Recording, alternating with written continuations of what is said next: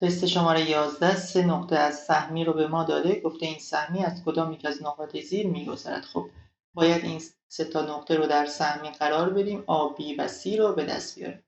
بهتر از همه اونی که هست که xش 0 هست و از اول بذاریم. خب اگر x رو 0 بذاریم این میشه 0 0 و فقط c میمونه، پس y هم 5، پس نتیجه میگیریم c 5 هست. خب الان 1 رو جایگزین میکنیم، میشه a به علاوه b به علاوه 5 مساوی با 11 و بعد از اون منفی 2 رو جایگزین میکنیم، میشه 4a منهای 2b به علاوه 5 مساوی با 5.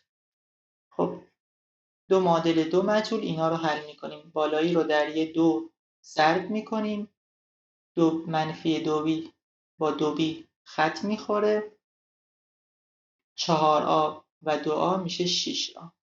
2 5 تا 10 تا با این پنجه میشه 15، 2 تا 11 تا 22 تا به علاوه 5 27. از اینجا 6a نتیجه میگیریم که میشه 12 و a مساوی با 2.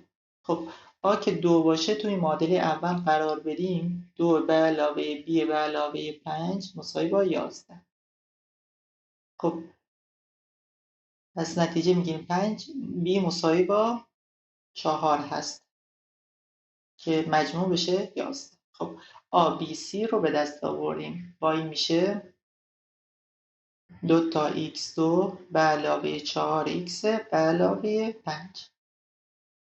خب منفی 1 رو امتحان میکنیم، x اگر منفی 1 باشه y میشه 2 منهای 4 به علاوه 5 مساوی با 52 7 منهای 4 3.